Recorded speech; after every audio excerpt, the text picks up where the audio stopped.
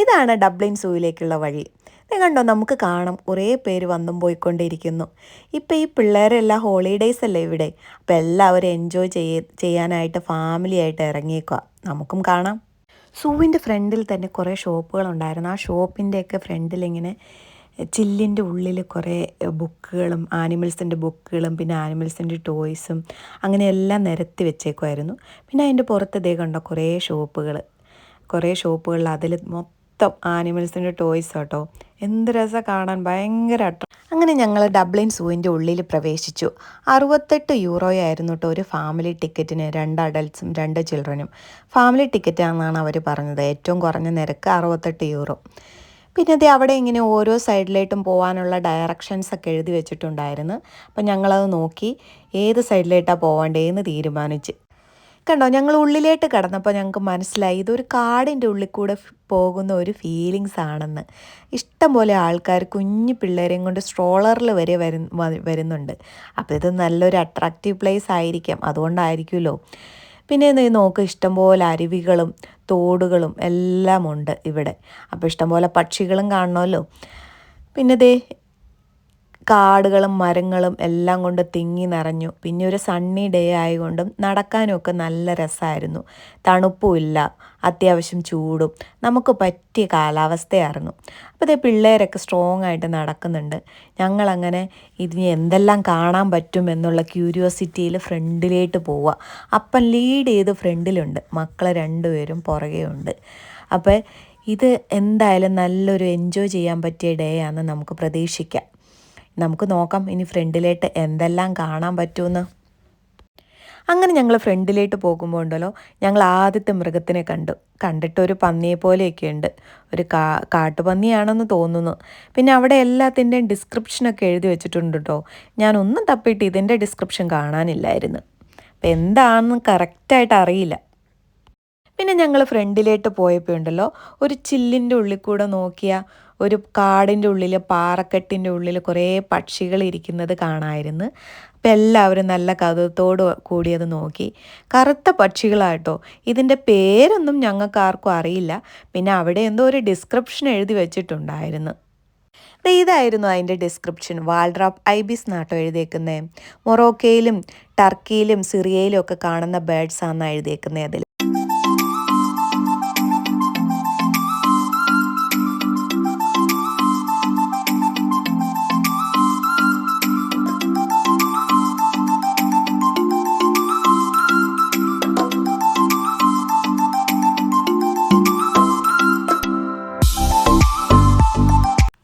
പിന്നെ ഞങ്ങൾ ദേ ഇങ്ങനെ ഫ്രണ്ടിലേക്ക് നടന്നപ്പോൾ ഉണ്ടല്ലോ, അവിടെ ഇങ്ങനെ കുറേ ആൾക്കാർ കൂടി നിൽക്കുക. അപ്പോൾ എന്തോ അവർ നോക്കിക്കൊണ്ടിരിക്കുക. അപ്പം ഞങ്ങൾക്കും ക്യൂരിയോസിറ്റി എന്താണെന്ന് അറിയണമല്ലോ. അപ്പോൾ ദേ ഓൾറെഡി അപ്പയും മോനും അവിടെ പോയി നോക്കി നിൽക്കുവാണ് അത് കാണാൻ വേണ്ടിയിട്ട്. അപ്പോൾ ഞങ്ങളിങ്ങനെ നോക്കി. ഇപ്പം നമ്മുടെ നാട്ടിലെ ഉണ്ടല്ലോ നീർനായയൊക്കെ പോലെ ഒരു സാധനം ഇങ്ങനെ വെള്ളത്തിൽ കൂടെ കളിക്കണ കാണാം. അപ്പം ഞാനതിനെ നിങ്ങളെ നേരിട്ട് കാണിച്ചു തരാം, എന്നിട്ട് അതിൻ്റെ സൗണ്ടും കേൾപ്പിക്കാം.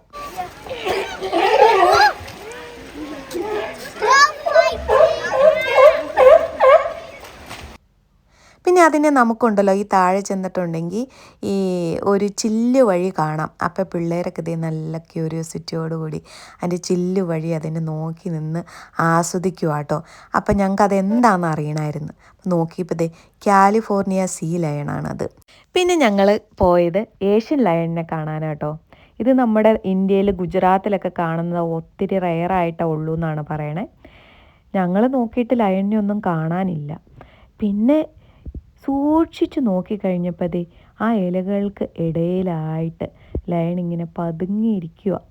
ഇത് അവരെ കാണിച്ചു കൊടുക്കാൻ ഞാൻ പാടുപെട്ടു.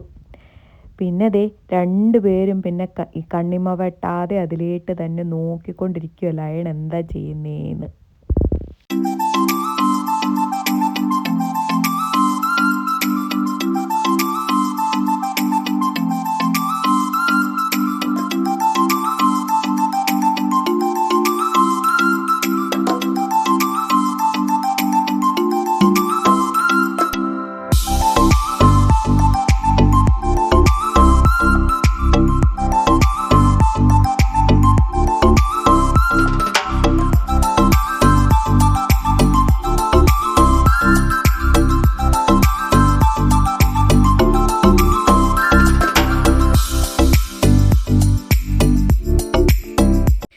ഞങ്ങളിങ്ങനെ നടന്നപ്പോൾ ഞങ്ങൾ ഈസ്റ്റേൺ ബോങ്കോ എന്ന് പറയുന്ന ഒരു ആനിമലിനെ കണ്ടു. ഈ ചില്ലിക്കൂടെ നോക്കിയാൽ കാണാം ആനിമൽ അവിടെ നിന്ന് ഫുഡ് കഴിക്കുന്നത്.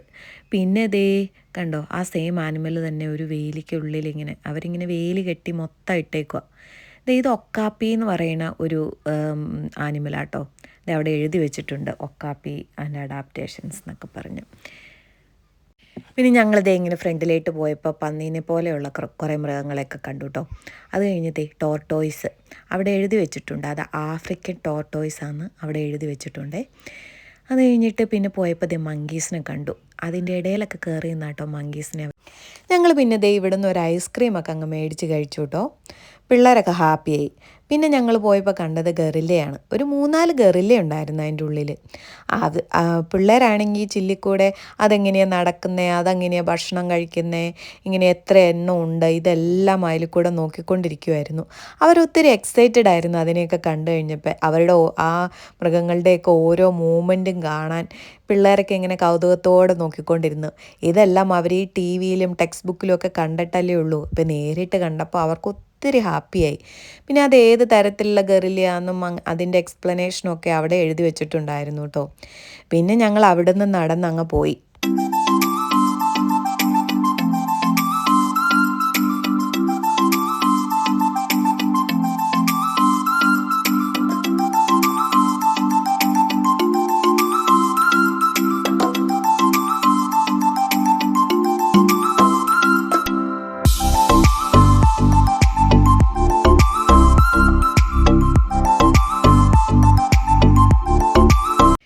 അടുത്തതായിരുന്നു കേട്ടോ ഈ സൂ വിസിറ്റിൻ്റെ ഏറ്റവും വലിയ ഹൈലൈറ്റ്. അവർക്ക് ജിറാഫിനെ നേരിട്ട് കാണാൻ പറ്റി.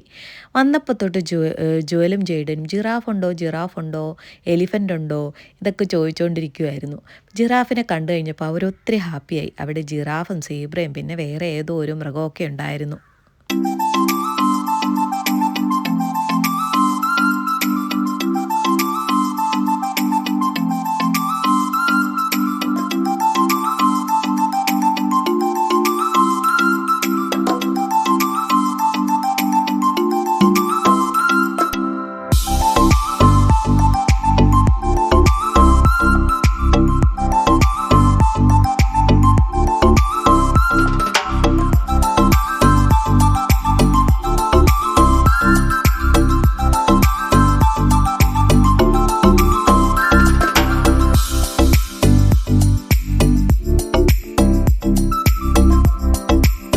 ഞങ്ങളങ്ങോട്ട് നടന്ന് നീങ്ങിയപ്പോൾ ഉണ്ടല്ലോ ദേ അവിടെ ഒരു പാർക്ക് കണ്ട നമ്മുടെ ജോലും ചെയ്ടും വിടുവോ. അവർ രണ്ടുപേരും കൂടെ അതിൽ ഓരോ സ്ലൈഡിലൊക്കെ കയറി കളിക്കാൻ തുടങ്ങി. പിന്നെ ഞാനും കുറച്ച് നേരം അവിടെ ഇരുന്നു. അവിടെ ഇഷ്ടംപോലെ പിള്ളേർ കളിക്കുന്നുണ്ടായിരുന്നു. പിന്നെ അവരുടെ പേരൻസ് എല്ലാം അവിടെ ഇരിപ്പുണ്ടായിരുന്നു. അങ്ങനെ ഞാനും അവിടെ ഇരുന്നു. അവർ ഓരോ സ്ലൈഡിലൊക്കെ കയറി എൻജോയ് ചെയ്യണേന്ന് നോക്കി. അതിൻ്റെ വീഡിയോ ഒക്കെ എടുത്ത് ഞാനും ഒരു ടൈം പാസിന് അവരെ കൂട്ടിയിരുന്നു. പിന്നെ അവിടെ നിന്ന് നടന്ന് ഞങ്ങൾ ഹിപ്പപ്പൊട്ടാമസിനെ കാണാൻ വേണ്ടിയിട്ട് പോയി. ഹിപ്പപ്പൊട്ടാമസിനെ ചില്ലിലൂടെ നോക്കിയാട്ടോ അവർ കണ്ടത്. പിന്നെ ഇത് ഇവിടെ ഇങ്ങനെ എല്ലായിടത്തും ഇങ്ങനെ റെസ്റ്റിംഗ് പ്ലേസും ഇങ്ങനെ ചെറിയൊരു ഹട്ട് പോലെ ഉണ്ടാക്കി നല്ല സ്റ്റൈലിൽ വെച്ചിട്ടുണ്ടായിരുന്നു. അപ്പം ഞങ്ങളവിടെ ഇരുന്നും നിന്നും ഒക്കെ ഫോട്ടോസൊക്കെ എടുത്തു കേട്ടോ. പിന്നെ ഞങ്ങൾ സീബ്രേനെ കുറച്ചും കൂടെ അടുത്ത് കാണാൻ പറ്റി അങ്ങോട്ട് നടന്നു പോയപ്പോൾ. പിന്നെ നമ്മൾ അവിടെ സീബ്രയുടെയും ജിറാഫിൻ്റെയും കൂടെ ഒരു ആനിമലിനെ കണ്ടില്ലേ, അതിന് ഒറിക്സ് എന്നാട്ടോ പറയുന്നത്. അതിനെ അവരൊന്നും കൂടെ നേരിട്ട് കണ്ട്.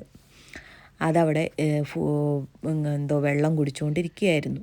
അത് കഴിഞ്ഞ് ജിറാഫിനെ ഒന്നും കൂടെ അടുത്ത് കണ്ടു കഴിഞ്ഞപ്പോൾ അവർക്ക് ഒത്തിരി സന്തോഷമായി. ഇതേ കണ്ടോ, അവർ ജിറാഫിൻ്റെ നീളവും അതിൻ്റെ കഴുത്തിൻ്റെ നീളവും എല്ലാം അതെന്താ അങ്ങനെയെന്നൊക്കെ ചോദിച്ചുകൊണ്ടിരിക്കുമായിരുന്നു. ഞങ്ങൾ പിന്നെ ഇവിടുത്തെ വാഷ്റൂമൊക്കെ ഒന്ന് യൂസ് ചെയ്തു.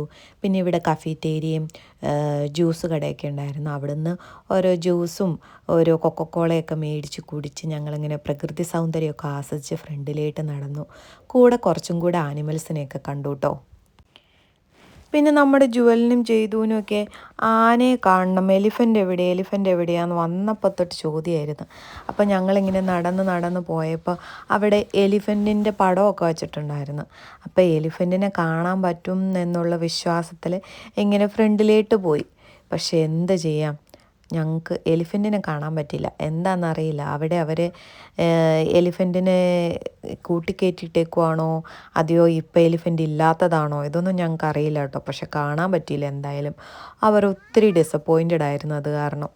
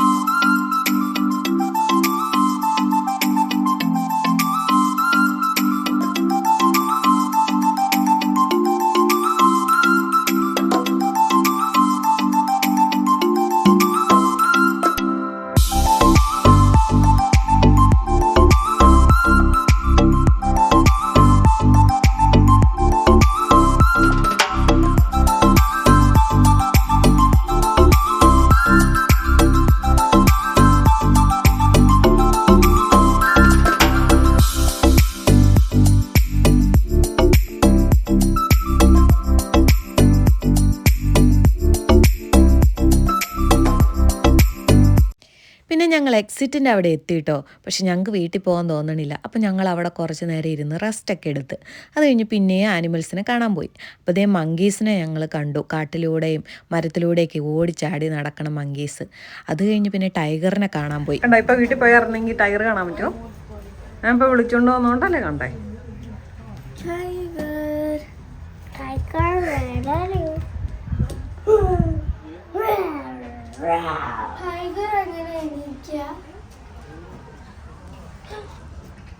ഇത് വെച്ചാലോ.